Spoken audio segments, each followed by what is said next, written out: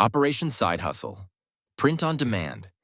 I'm Jordy, and I just completed one of the most eye-opening business experiments of my life. In this story, you're going to see the exact blueprint I used to go from complete beginner to making consistent sales in the print-on-demand world, the devastating mistakes that almost killed my progress, and the simple formula that finally cracked the code.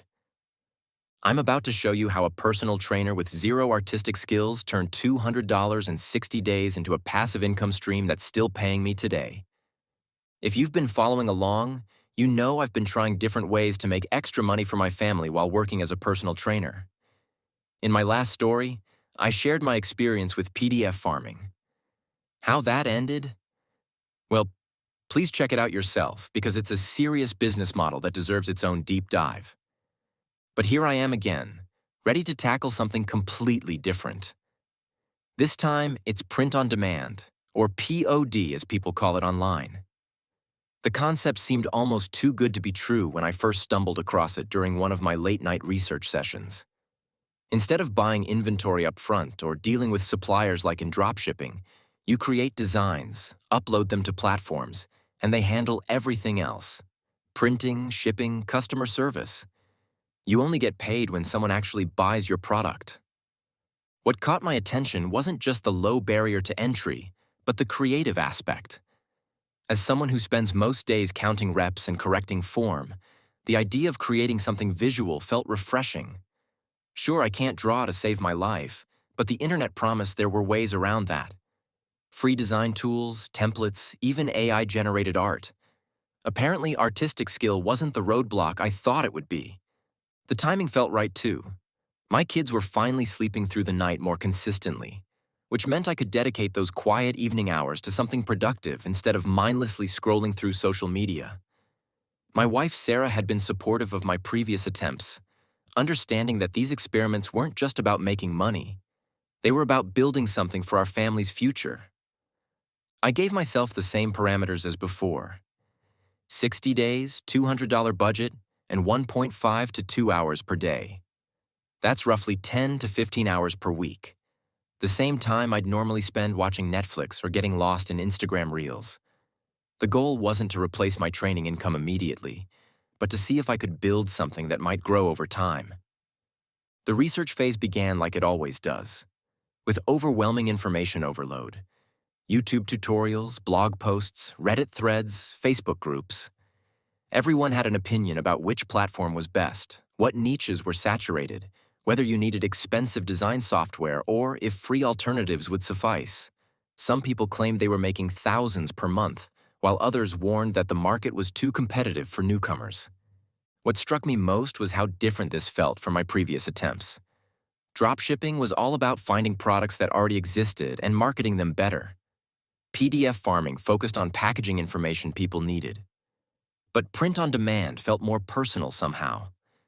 You're putting your creative ideas out into the world, hoping someone connects with them enough to wear your design on a t-shirt or drink their coffee from your mug.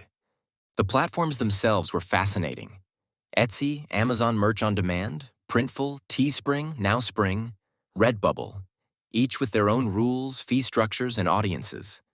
Some required applications and approval processes, others let you start immediately. Some focused on specific products, others offered everything from phone cases to throw pillows. I spent my first week just absorbing information, taking notes like I was studying for an exam. The terminology alone was a lot to digest. Royalties, mock-ups, niches, SEO optimization, trademark issues.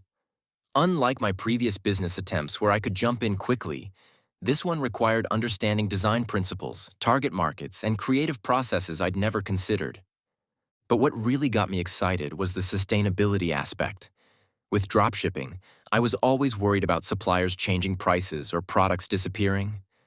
With PDF farming, I was constantly creating new content. Print on demand felt different. Create once, earn potentially forever.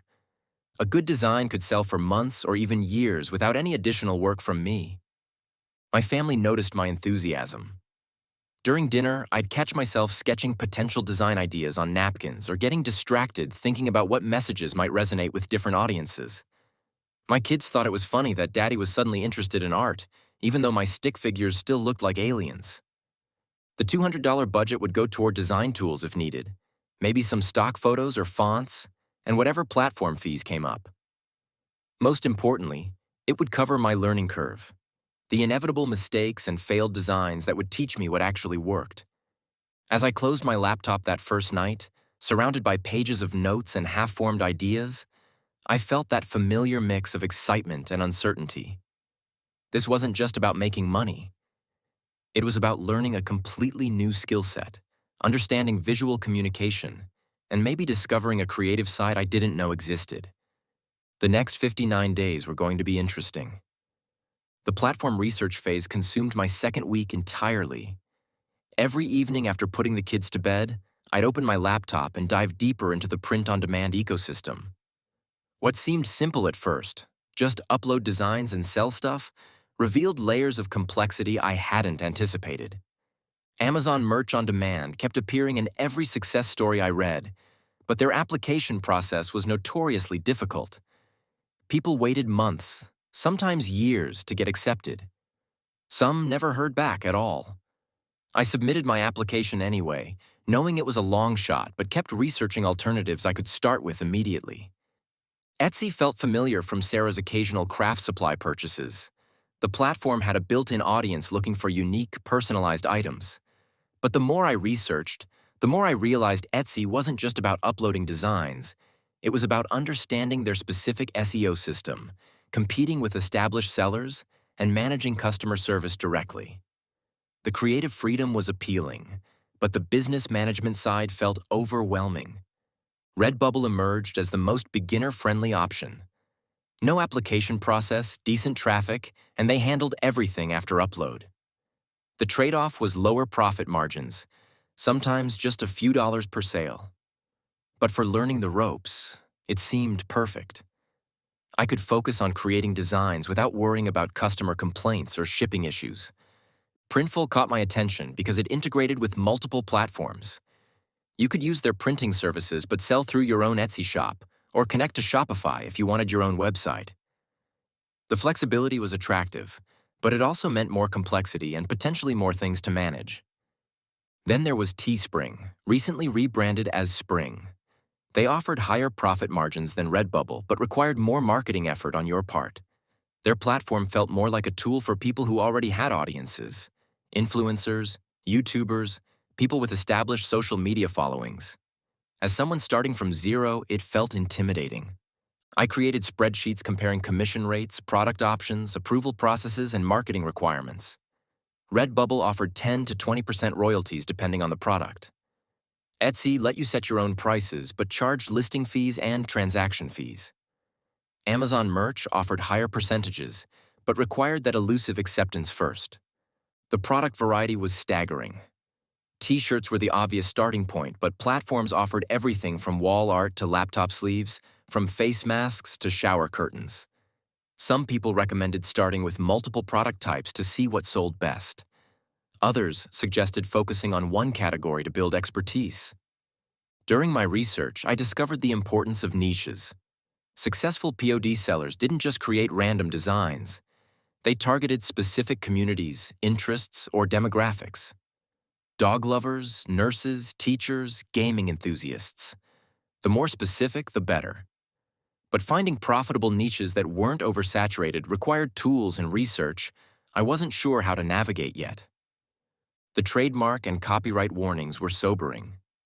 Story after story of people getting their accounts suspended for unknowingly using protected phrases or images. Disney, Marvel, anything related to popular shows or movies, all off limits. Even seemingly innocent phrases could be trademarked by companies I'd never heard of. The creative freedom I'd imagined suddenly felt constrained by legal landmines. Design requirements varied by platform too. Redbubble wanted high-resolution files in specific dimensions. Etsy sellers often used mock-ups, professionally photographed products with designs digitally placed on them.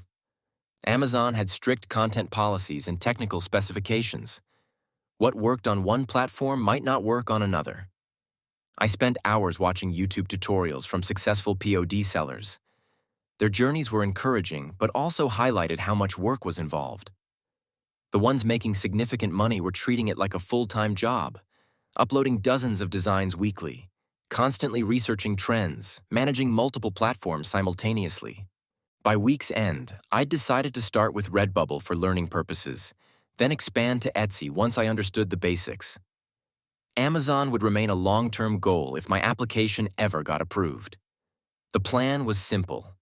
Focus on one platform, learn its quirks, understand what sold, then scale from there. But first, I needed to solve the biggest challenge, actually creating designs. My artistic skills peaked in elementary school, and even then, my stick figures were questionable. The next phase would determine whether this whole experiment was viable or if I'd hit an insurmountable creative wall.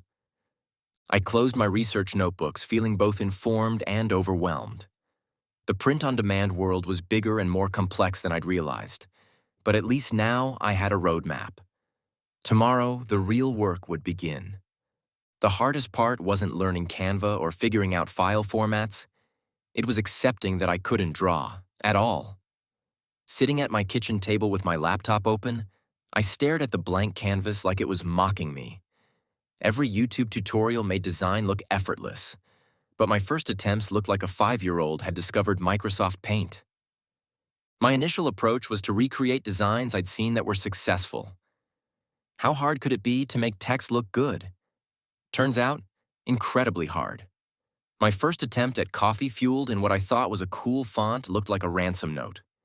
The letters were misaligned, the spacing was off, and somehow I'd managed to make black text on a white background look unprofessional. Canva became my lifeline. The free version offered templates, but even using templates required understanding why certain elements worked together. Why did some fonts look modern while others looked dated? Why did certain color combinations feel harmonious while others hurt your eyes? I was learning design principles through trial and error, one failed attempt at a time. The technical requirements added another layer of complexity. Redbubble needed files at 300 dpi, at least 2400 by 3200 pixels. My first uploads were blurry disasters because I'd been working at 72 dpi like it was 1995. Back to YouTube to learn about resolution, print quality, and why digital screens lie about how things will look on fabric. Typography became an obsession. I'd spend an hour just trying different fonts for a simple phrase, watching how each choice changed the entire feel of the design. Bold fonts felt aggressive. Script fonts felt feminine. Sans serif felt modern. Every choice carried meaning I'd never considered before.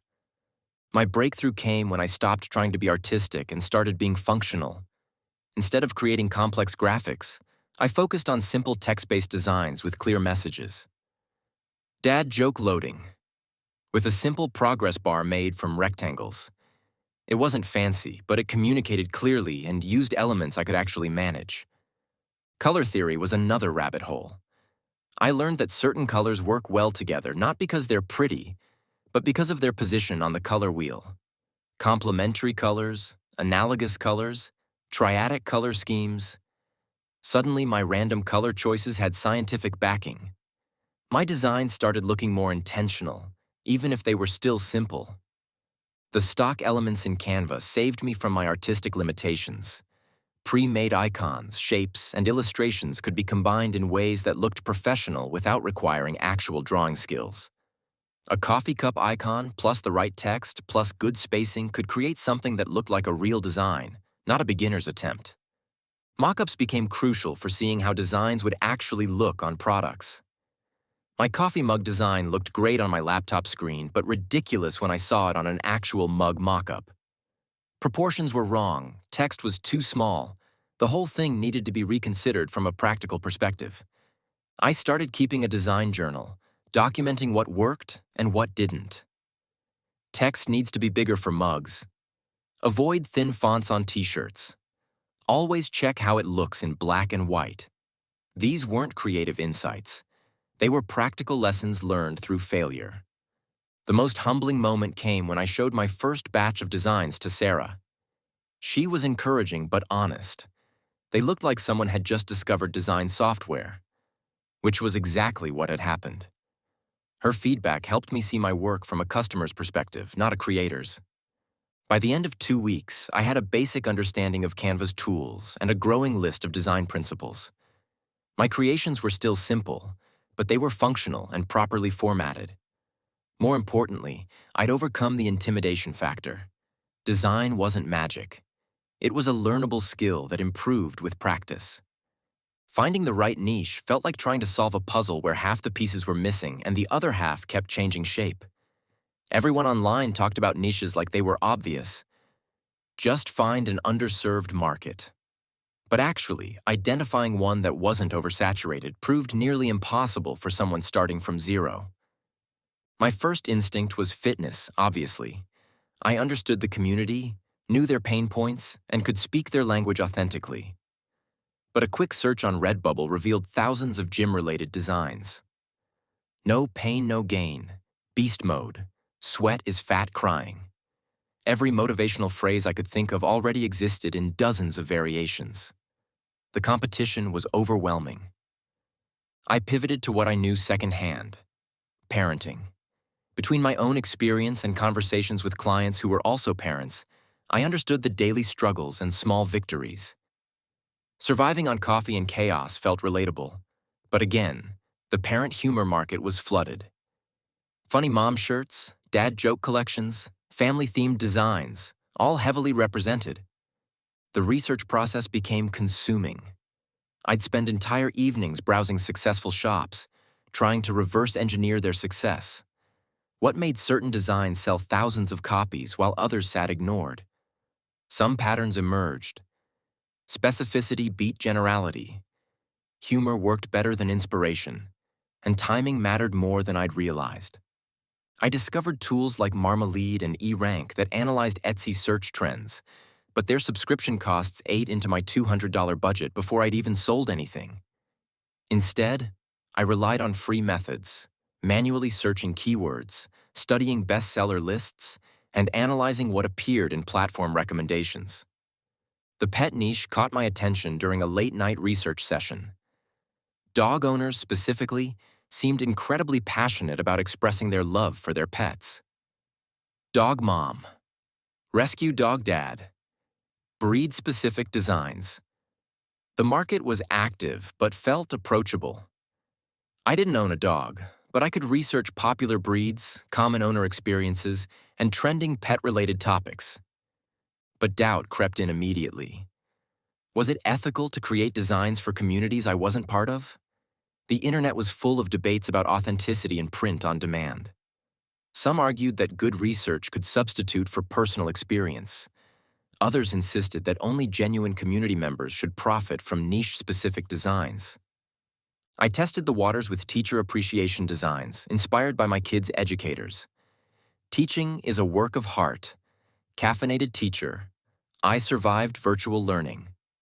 Phrases that felt relevant based on conversations with actual teachers. The market was competitive, but seemed to have room for fresh perspectives, especially around current events affecting education. Seasonal opportunities kept emerging in my research. Halloween costumes led to spooky design trends. Back-to-school season drove teacher and student-focused products. Christmas was apparently the biggest season for print-on-demand sales. But timing these trends required predicting what would be popular months in advance. The analysis paralysis was real. Every niche I researched seemed either oversaturated or too risky. Broad markets had endless competition. Narrow markets might not have enough customers.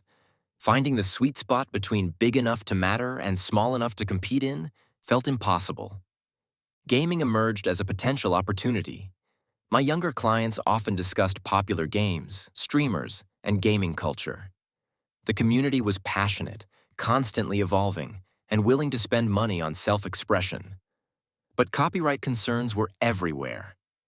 Game logos, character names, specific references could all trigger takedown notices. I started mapping overlap between niches I understood and markets that seemed viable. Fitness plus humor equals gym joke designs. Parenting plus coffee equals caffeinated parent themes. Teaching plus motivation equals educator appreciation. The intersections felt more manageable than trying to dominate entire categories. Local pride designs offered another angle. State-specific slogans, city references, regional humor. These had built-in audiences and less competition than national trends. Born and raised in state, templates could be customized for different locations, multiplying one design concept across multiple markets. The breakthrough came when I stopped looking for the perfect niche and started looking for problems I could solve. What frustrations did people in various communities express that could translate into designs? What identity markers did they want to display? What inside jokes or shared experiences could become wearable statements?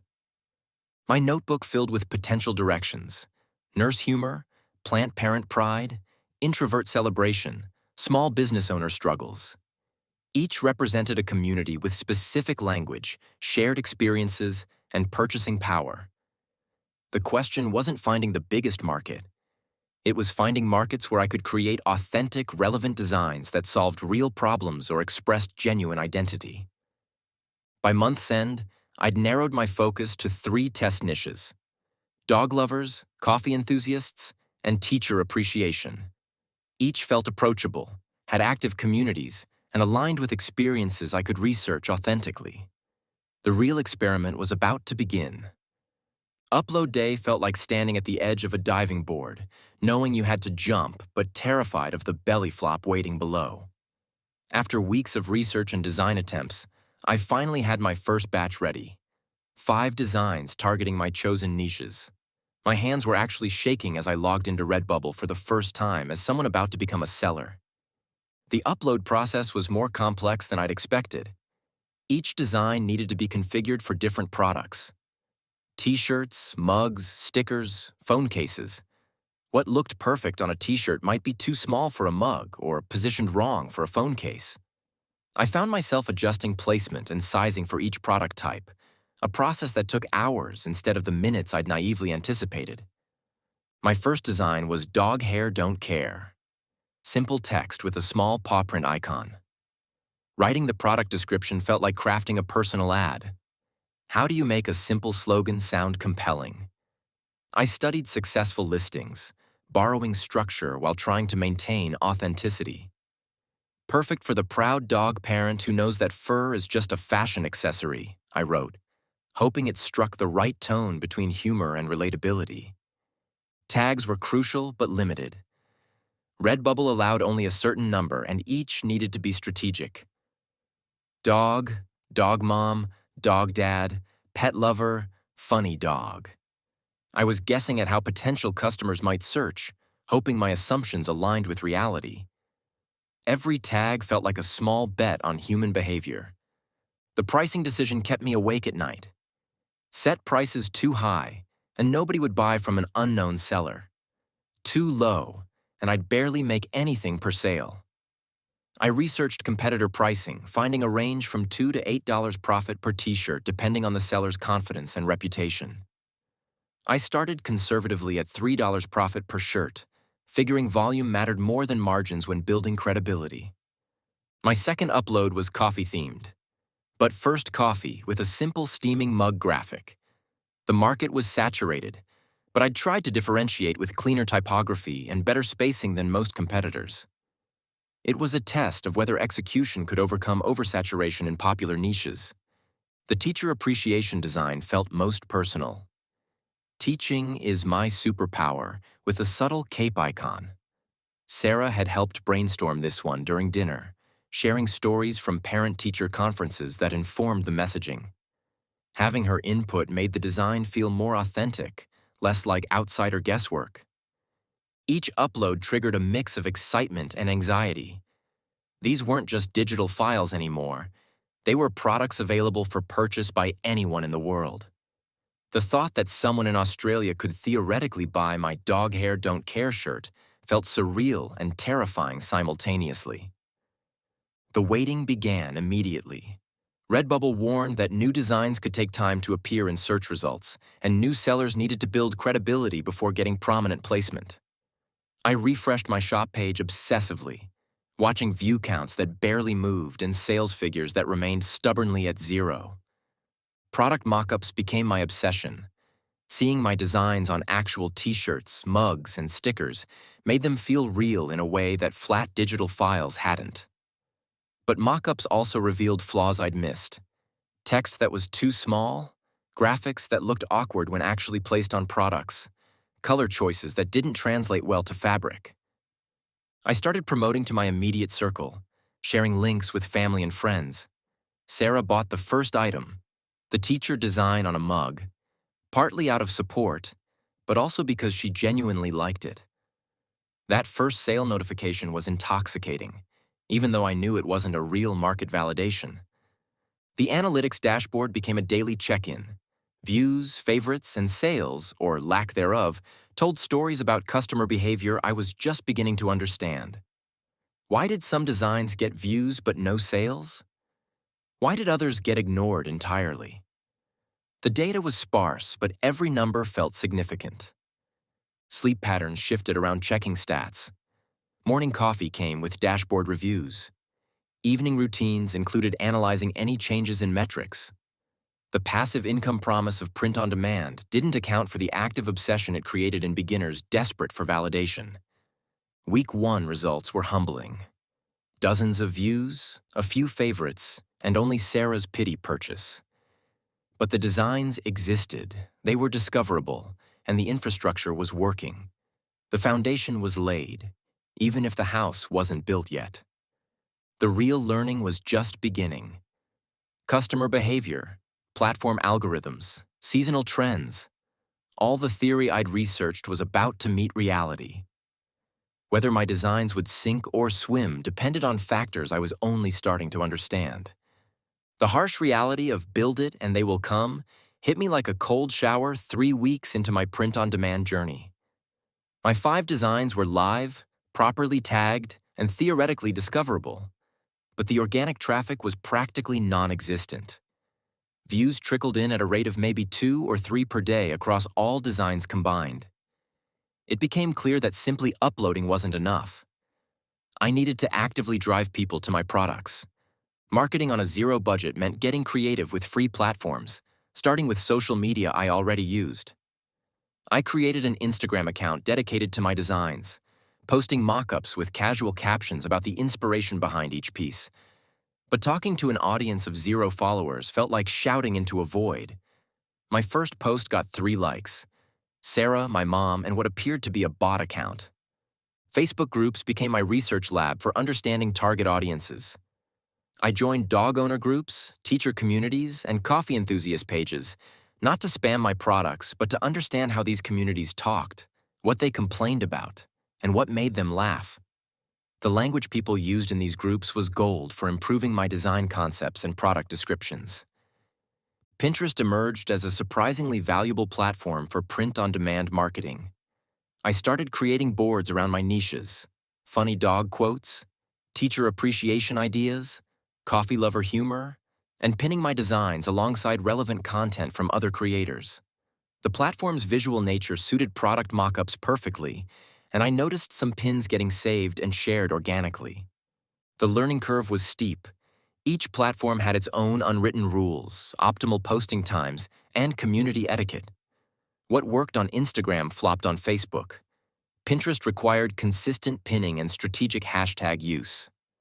TikTok seemed promising, but demanded video content skills I didn't possess. Reddit became my market research goldmine.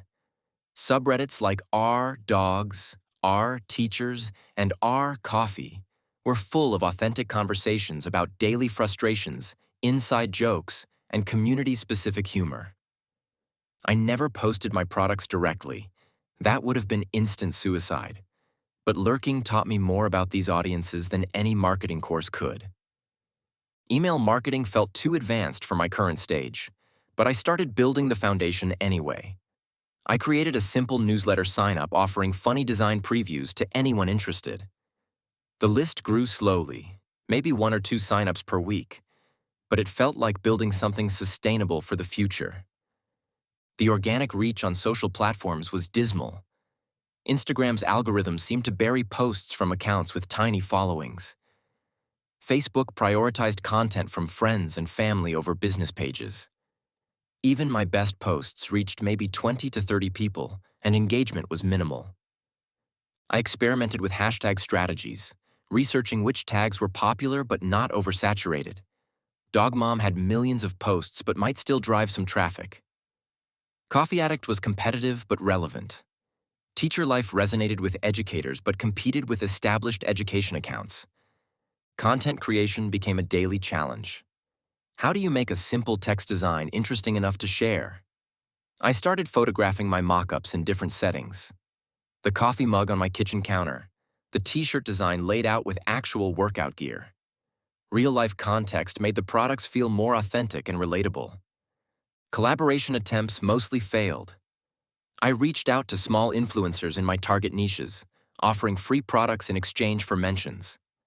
Most ignored my messages, and the few who responded wanted cash payments I couldn't afford.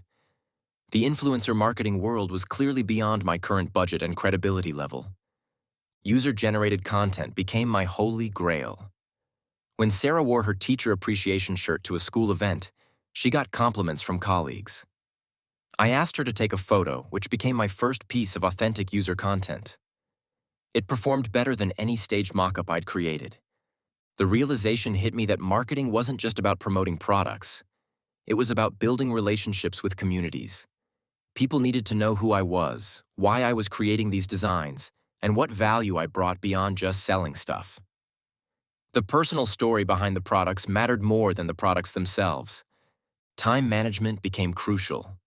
Between creating content, engaging with communities, and trying to grow my following, the marketing side was consuming more hours than design creation. The passive income dream was looking increasingly active. After 6 weeks of organic marketing efforts, my results were modest but educational.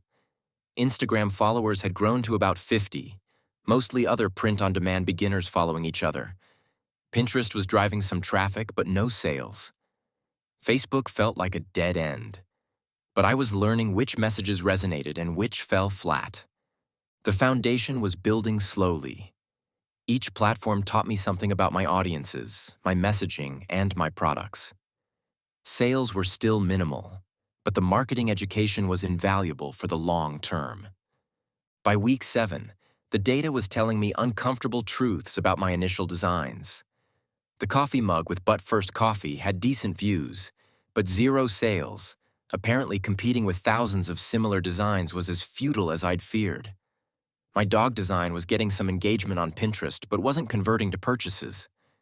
The teacher appreciation shirt had sold exactly once, and that was still just Sarah's support purchase. The feedback was subtle but clear. Designs with more specific messaging performed better than generic ones. Dog Hair Don't Care got more engagement than I Love Dogs. Teaching is my superpower resonated more than generic teacher appreciation quotes. The lesson was emerging. Specificity beats generality, even in small markets. I started analyzing successful competitors more systematically, not just looking at their designs, but studying their entire shops. The sellers making consistent sales had certain patterns. They uploaded regularly, focused on specific niches, and evolved their designs based on what worked. Most importantly, they iterated constantly instead of hoping their first attempts would be perfect. My second wave of designs incorporated these insights. Instead of Coffee Lover, I created Don't Talk to Me Until I've Had My Third Coffee. More specific, more relatable to actual coffee addicts. For the dog niche, I moved beyond general pet love to breed-specific designs. Golden Retriever Dad, Rescue Pit Bull Mom, targeting more precise communities. The improvement process was humbling. My typography was getting cleaner through practice, but I was still learning spacing and hierarchy through trial and error. Sarah's feedback became invaluable. She'd point out when text was hard to read or when graphics looked unbalanced. Having a trusted outside perspective prevented me from getting too attached to designs that weren't working. Color choices evolved based on which products got more views. Bright, bold colors seemed to perform better on t-shirts, while subtle monochromatic designs worked for mugs and phone cases. I started creating product-specific versions of the same concept. optimizing for how each item would actually be used and displayed. The tagging strategy became more sophisticated. Instead of broad terms like funny, I used specific phrases like sarcastic coffee humor or golden retriever dad gift. These longer-tail keywords had less competition and attracted more qualified traffic, people searching for exactly what I was offering. Product descriptions got more conversational and story-driven. Instead of funny dog shirt for pet lovers, I wrote, for those mornings when you've got more dog hair on your clothes than your dog has left on their body. The personality in the descriptions seemed to make the products more memorable and shareable. I expanded beyond my original 3 niches cautiously, testing designs for plant parents, book lovers, and introverts. Each new niche required research into their language, pain points, and inside jokes. My weekend plans, books and pajamas, targeted the introvert community. I talk to plants because they listen, aimed at plant enthusiasts. The technical skills were improving faster than I'd expected. What took hours during my first uploads now happened in minutes. I could resize designs for different products quickly, adjust text hierarchy instinctively, and navigate Canva's tools without constantly referring to tutorials. Seasonal timing became crucial. My Halloween-themed designs uploaded in September got traction, while the same concepts would have been irrelevant in November. I started planning designs months ahead, researching what holidays, events, or trends might drive sales in different seasons. Customer behavior patterns emerged from the limited data I had. Friday uploads seemed to get more weekend views. Designs posted in the evening performed better than morning uploads. These micro-optimizations probably didn't matter at my scale, but tracking them helped me feel more strategic about the process. The iteration mindset was becoming natural. Instead of agonizing over whether a design was perfect, I focused on getting it live and learning from real performance data. Failed designs weren't personal failures. They were market research that informed better decisions next time. My shop was growing systematically. 20 designs across multiple niches, each incorporating lessons from previous attempts. The visual cohesion was improving as I developed a consistent style for typography and layout. Even though sales were still sporadic, the foundation felt more professional. The biggest shift was psychological. I stopped expecting overnight success and started thinking in terms of gradual improvement. Each design was slightly better than the last. Each week brought new insights about customers, platforms, and my own creative process. By the end of week 8, I had my first sale to a stranger. Someone had bought my 3rd coffee design on a mug. The notification felt different from Sarah's support purchase. This was market validation, proof that someone I'd never met found value in something I'd created. I was getting ready for my first training session. Someone in Oregon had bought my "Don't Talk to Me Until I've Had My 3rd Coffee" mug. A complete stranger had seen my design, connected with it enough to spend their money, and now it would be printed and shipped to their home. I stared at the notification for a full minute, coffee growing cold in my hand. This wasn't Sarah buying something to support me, or my mom getting a shirt for my birthday. This was a real customer who had no obligation to care about my little experiment. They'd found my design among thousands of others and decided it was worth buying. The sale data told a story I was eager to decode. The customer had found the design through Pinterest, clicked through to my Redbubble shop, and made the purchase within minutes. No browsing other designs, no comparison shopping. They saw what they wanted and bought it immediately. This suggested the message resonated strongly with their specific situation. I dove into analytics to understand what had worked. The Pinterest pin had been saved 16 times and shared to 3 different boards. The description I'd written, "For those mornings when regular coffee just isn't enough," seemed to capture exactly what people were feeling. The design itself was simple but specific, targeting a precise frustration rather than general coffee love. The emotional impact was more significant than the financial one.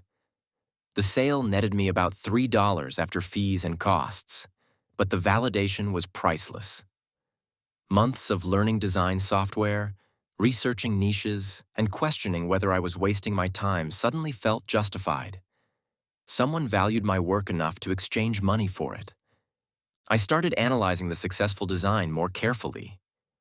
The typography was cleaner than my earlier attempts, with better spacing and hierarchy. The color scheme, dark navy text on white background, was simple but professional.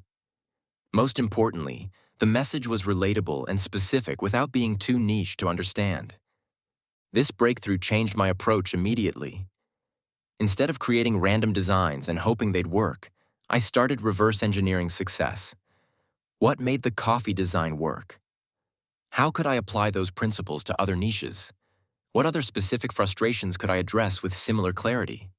The dog niche got my next focused attention. Instead of generic dog mom designs, I created "My dog thinks I'm the best human ever. My dog has never met anyone else." The humor was self-deprecating but specific to the dog owner experience. The design went live within days of my first sale breakthrough. I started tracking which designs got favorited versus which got purchased. Favorites were nice but didn't pay bills. The designs that converted to actual sales had common elements: specific situations, relatable humor, and clear messaging. Pretty designs got favorited. Useful designs got bought. Customer behavior became my obsession. I'd study which hours generated the most views, which product types were most popular, and which keywords drove the most traffic. Friday afternoons were dead zones. Sunday evenings showed more engagement. Coffee-related designs peaked on Monday mornings. People planning their week ahead. The success pattern wasn't just about better designs. It was about understanding the emotional job the product was doing. The coffee mug wasn't just a vessel for drinking. It was a way to communicate to family members that morning conversation wasn't welcome yet. The teacher shirt wasn't just clothing, it was a badge of professional identity. I expanded the coffee concept into a mini-series. Coffee level, expert. Decaf is not coffee. I like my coffee like my mornings, dark and strong. Each design targeted a slightly different aspect of coffee culture while maintaining the specific, relatable tone that had worked. The plant parent niche got similar treatment. "I have too many plants," said no one ever, and "My plants are my therapy" spoke to specific community inside jokes I discovered through research. These weren't just decorative text. They were identity statements for people passionate about houseplants. My second sale came 2 weeks later. The dog design I'd optimized based on coffee success. This time, it was a t-shirt going to someone in Texas. 2 sales felt like a pattern, proof that the approach was working rather than just lucky timing. The confidence boost was immediate. I started uploading more frequently, applying the lessons from successful designs to new concepts. Quality over quantity had been my initial approach, but now I understood that quantity of good designs was necessary for meaningful income. By week 10, I had 3 sales from strangers and a growing understanding of what worked. The designs that succeeded weren't the most artistic. They were the most relatable. They solved emotional problems or expressed identity in ways that felt authentic to their target communities. The transformation was more than just sales numbers. I was thinking like a business owner rather than a hobbyist. Each design was a hypothesis about customer needs. Each sale was data to inform future decisions, and each failure was education rather than rejection. 3 sales in 10 weeks wasn't exactly going to replace my training income, but it represented something more valuable: proof of concept. I understood what worked now, and scaling meant applying those lessons systematically across more designs and niches. The challenge became managing time between my day job, family responsibilities, and an increasingly demanding creative process. My upload schedule became militant. 2 new designs per week, every Tuesday and Friday evening after the kids were in bed. This consistency meant researching trends on weekends, sketching concepts during client breaks, and batch creating designs during focused sessions. The scattered approach of my early weeks gave way to systematic production. The coffee series was performing consistently, so I expanded it aggressively. Espresso yourself. Life happens, coffee helps. But first coffee, then chaos. Each design targeted slightly different moods while maintaining the relatable specificity that worked. Having multiple designs in successful niches increased the chances customers would discover my shop and browse other products. I ventured into completely new territory with nurse appreciation designs, inspired by conversations with healthcare worker clients. Nursing. Because even doctors need heroes, and I can't fix stupid, but I can sedate it, spoke to the unique challenges and humor of medical professionals. The healthcare community was passionate, underserved by generic designs, and willing to spend money on professional identity expression. Product diversification became crucial for maximizing each design's potential. A successful t-shirt design could also work on mugs, phone cases, stickers, and tote bags. Instead of creating entirely new concepts, I optimized existing winners for different product types. The coffee mug design worked perfectly on travel tumblers. The dog shirt translated well to car decals. Social media started paying dividends in unexpected ways. My Instagram following had grown to about 200, mostly other print-on-demand creators and people interested in the niches I targeted. But the real value wasn't follower count. It was understanding how different communities responded to content. Teacher posts got engagement during school hours. Dog content performed best on weekends. Coffee humor peaked on Monday mornings. Pinterest became my most reliable traffic source. Pins of my designs were getting saved and shared organically, creating a snowball effect where successful designs gained momentum over time. I started creating multiple pins for each design, different backgrounds, styling, and descriptions to capture various search intents. The seasonal opportunity window opened during November with Thanksgiving and Christmas approaching. I'd prepared holiday-themed designs weeks in advance. Thankful for coffee. Dear Santa, I can explain. Christmas calories don't count. The lead time was crucial. Customers were shopping for holiday gifts, and my designs needed to be discoverable before the rush peaked. Time management became my biggest challenge. Design creation was only part of the work. Social media management, keyword research, trend analysis, and customer service were consuming hours I hadn't anticipated.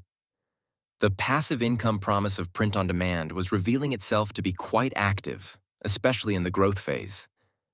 I started treating design creation like a professional service rather than a hobby. Batch working on Sundays meant creating multiple designs in focused sessions rather than scattered attempts throughout the week. Template systems for product descriptions and tags streamlined the upload process. Documentation of what worked prevented me from forgetting successful strategies. Sales picked up noticeably in November. The holiday shopping season, combined with better designs and more strategic marketing, resulted in 12 sales that month, more than I'd achieved in the previous 2 months combined. The revenue was still modest, maybe $40 total, but the trajectory felt encouraging. Customer feedback started trickling in through reviews and social media mentions. Finally, a coffee shirt that gets it, one customer wrote. Perfect gift for my dog-obsessed sister, said another. These comments provided valuable insights into how people were using and gifting my products, informing future design decisions. The learning curve was accelerating. Design skills that took weeks to develop initially were improving rapidly through consistent practice. Market research that once consumed entire evenings could now be done efficiently during lunch breaks. The systems and processes were becoming more refined and scalable. By week 12, I had 40 designs live across 6 niches, with consistent sales from strangers who found value in my work. The income was supplemental rather than substantial, but the foundation felt solid. More importantly, I was developing transferable skills in design, marketing, and customer research that could apply to future ventures. The experiment was evolving from a side hustle attempt into a legitimate business learning experience. Each sale taught me something about customer behavior. Each design improved my creative skills, and each week brought new insights about building something from nothing. December arrived with the promise that holiday shopping could make or break a print-on-demand seller's year. I'd heard stories of creators making months of income in just a few weeks, but I'd also read warnings about increased competition and advertising costs during peak season. My preparation in November was about to be tested by real holiday shoppers looking for gifts. The Christmas-themed designs I'd uploaded in early November started gaining traction immediately after Thanksgiving. Dear Santa, I Can Explain on a mug became my best-selling design within days. Christmas calories don't count resonated with holiday bakers and partygoers. The seasonal specificity I'd learned from my coffee success was paying dividends in holiday themes. Gift-giving behavior was completely different from personal purchases. Customers were browsing more, buying multiple items, and choosing products they'd never buy for themselves. My dog-themed designs saw a surge as people shopped for pet-loving family members. Teacher appreciation gifts spiked as parents looked for holiday presents for educators. The holiday rush taught me about customer urgency in ways regular sales hadn't. People needed gifts by specific dates, which meant my product descriptions started emphasizing shipping times and delivery guarantees. Redbubble's fulfillment timeline became crucial information for customers making last-minute purchases. I launched my first coordinated campaign around stocking stuffer designs.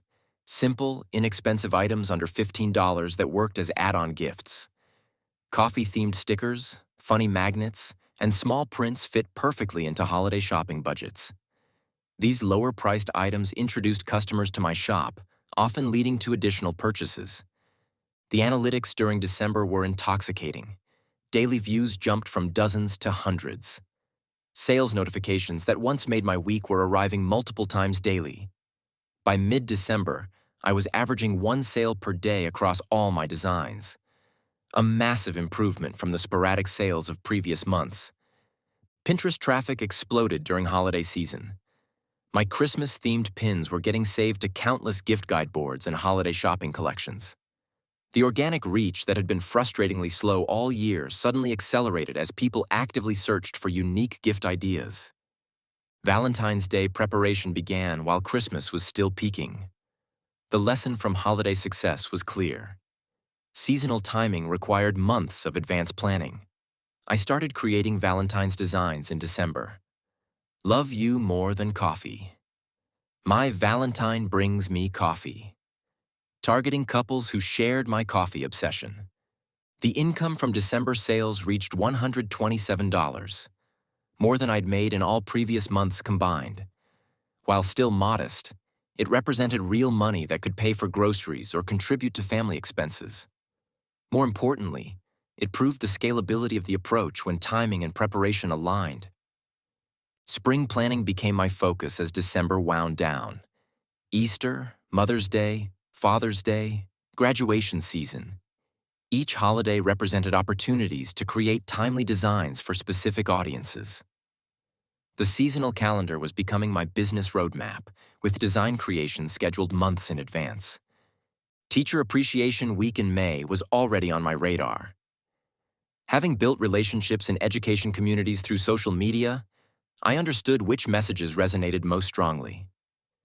Teaching is a work of heart had performed well, suggesting that sincere appreciation worked better than sarcastic humor for this audience.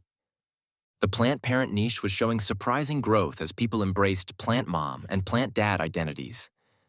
My plants are my therapy, and I have too many plants, said no one ever, were selling consistently, suggesting this community was willing to spend money on identity expression through clothing and accessories. Trend forecasting became part of my weekly routine. TikTok challenges, viral memes, and cultural moments could translate into design opportunities if captured quickly enough. The key was identifying trends early enough to create designs while they were still relevant, but not so early that the audience hadn't formed yet. By New Year's Eve, my total sales for the 60-day experiment had reached 47 individual purchases from real customers. The revenue totaled $312 after fees and costs. More importantly, the momentum was building rather than declining.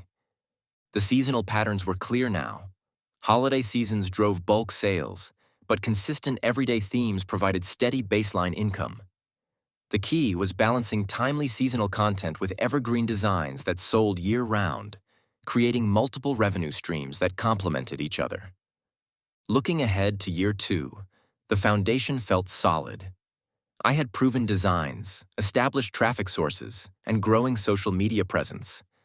The systems were in place to scale efficiently, and the seasonal calendar provided a roadmap for sustained growth. The 60-day experiment was officially ending, but the business was just beginning. Sitting down with my spreadsheet on New Year's Day felt like conducting an autopsy on my own experiment. After 60 days of design creation, social media posting, and anxious notification checking, I needed to understand what had actually happened financially. The numbers would tell the real story behind the emotional ups and downs of my print-on-demand journey. The revenue calculation was straightforward. 47 sales totaling $487 in gross sales. But gross sales meant nothing when Redbubble, taxes, and expenses ate into every transaction. My actual profit per sale averaged $3.50 for t-shirts, $2.75 for mugs, and $1.25 for stickers. The math was sobering. Volume was everything in this business model. Breaking down my expenses revealed where the $200 budget had gone. Canva Pro subscription, $12.99 monthly for 2 months. Stock images and icons, $43. Pinterest scheduler tool, $15 monthly. Domain for a simple website, $22. The rest went to testing product samples and occasional design asset purchases. Total expenses, $137, leaving net profit at $350. The time investment analysis was more complex. I'd tracked hours religiously, treating this like a real business experiment. Design creation averaged 2.5 hours per design, including research, creation, and optimization. Marketing and social media consumed 45 minutes daily. Upload and administrative tasks took another 30 minutes per day.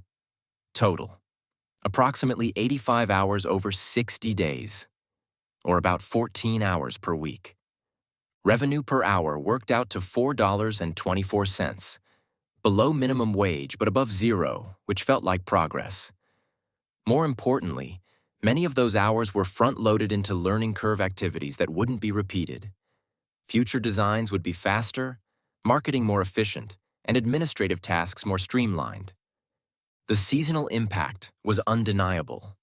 November and December sales represented 68% of total revenue, while October had been my weakest month.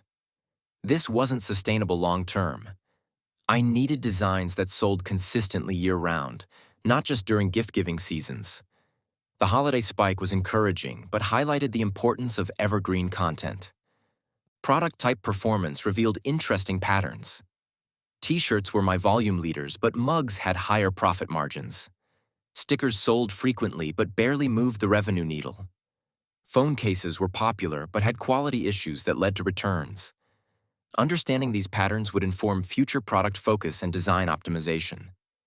Niche analysis showed coffee themes dominating sales, followed by dog-related designs, then teacher appreciation. My attempts at plant parent and introvert niches had limited success, suggesting either poor execution or insufficient market demand. The data was clear. Double down on what works, not what I thought should work. Geographic distribution was fascinating. Urban areas dominated sales, with coffee-themed designs particularly popular in Seattle, Portland, and Austin. Dog designs sold well in suburban markets. Teacher appreciation peaked in states with lower education funding.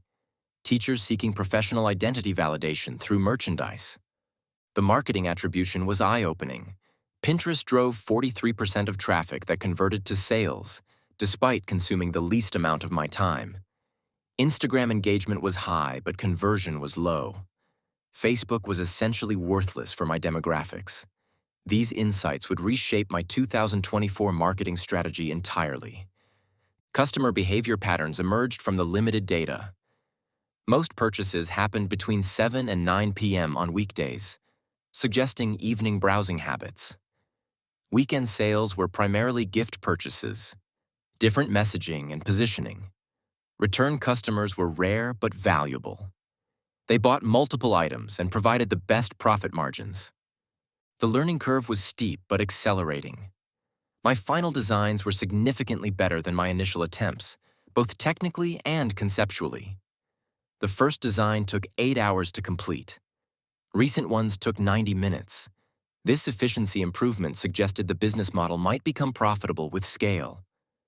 Quality versus quantity debates resolved themselves through data. Consistent uploads of good designs outperformed sporadic uploads of perfect designs. The platform algorithms favored active sellers, and customers needed options to browse. Better to have 50 decent designs than 10 perfect ones. Seasonality planning became my biggest takeaway. Success required thinking 3 to 4 months ahead, creating designs when inspiration struck but timing uploads strategically. The holiday rush couldn't be replicated, but smaller seasonal opportunities existed year-round with proper planning. The emotional journey was as significant as the financial one. Each sale provided validation that strangers found value in my work. Negative feedback stung, but provided crucial improvement insights. The creative process was addictive. Ideas flowed constantly, limited only by execution time. More importantly, I'd built systems, learned skills, and created passive income streams that would continue generating revenue with minimal additional effort. The foundation was solid for sustainable growth. As I closed my laptop on the final day of the experiment, the question wasn't whether print on demand had been successful. It was whether it was sustainable. 60 days had taught me that this business model was less about artistic talent and more about understanding human psychology, timing markets correctly, and building systems that could scale beyond my personal time investment. The $350 profit felt significant not because of the amount, but because of what it represented. This wasn't money earned from trading hours for dollars like my training sessions. These were sales happening while I slept, from designs created weeks earlier, purchased by people I'd never meet. The passive income dream was real, even if the setup required active effort. Looking back, my biggest mistake was underestimating the marketing component. I'd naively assumed that good designs would find their audience naturally, but the internet doesn't work that way. Success required understanding Pinterest algorithms, Instagram engagement patterns, and customer search behavior. The creative work was only half the job, maybe less. The skill development surprised me most. 2 months ago, I couldn't create a professional-looking text design. Now I was thinking in terms of visual hierarchy, color psychology, and brand consistency. These weren't just print-on-demand skills. They were transferable abilities that could apply to any visual communication challenge. Print-on-demand had revealed itself as a marathon business, not a sprint.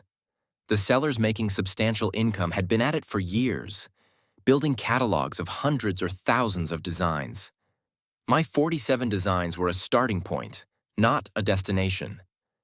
The compound effect of consistent creation over time was where real income potential lived. The seasonal patterns changed everything about how I viewed the business.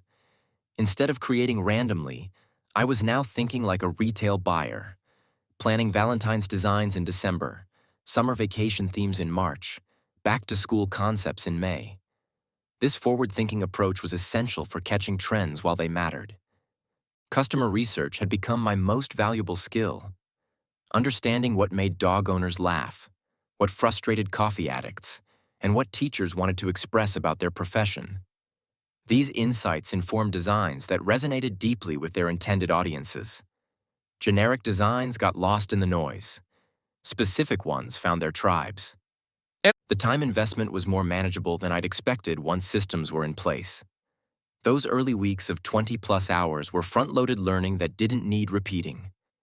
Now, I could create a design in 90 minutes, schedule social media posts in batches, and handle administrative tasks efficiently. The business was becoming more sustainable. The creative satisfaction was unexpected. Seeing strangers wear shirts with my designs, drink coffee from mugs I'd created, or stick my artwork on their laptops provided validation beyond financial returns. I was contributing something positive to people's self-expression, even in small ways. Platform dependence remained a concern. Building everything on Redbubble meant I was subject to their policies, algorithm changes, and fee structures. Successful long-term sellers diversified across multiple platforms and eventually built their own websites. That would be year two's challenge. The next 60 days could potentially double or triple results with the same time investment. This experiment had started as a way to make extra money for my family. It ended as something more. A creative outlet, a skill-building exercise, and a legitimate business foundation. Whether I chose to scale it aggressively or maintain it as steady supplemental income, the infrastructure was solid. Print on demand wasn't get rich quick, but it was get steady income slowly. For someone with limited startup capital, no inventory space, and minimal risk tolerance, it provided a path to entrepreneurship that fit around existing responsibilities. The designs would keep selling while I decided what came next. That's the beautiful thing about truly passive income. The choice to scale or maintain becomes yours, not the market's. Whether this becomes a significant income source or remains supplemental doesn't matter as much as proving it's possible. In a world where financial security feels increasingly elusive, having multiple income streams provides peace of mind beyond their monetary value. Sometimes the best business models are the ones that feel almost too simple to work. Until they do. My 60-day experiment was complete, but the business was just beginning to mature. And before I go, I want to ask you for a small favor. If you've enjoyed following my journey, please consider subscribing to my channel. Your support means the world to me. It truly motivates me to keep going, and it helps me create more content for you. Thanks for being here.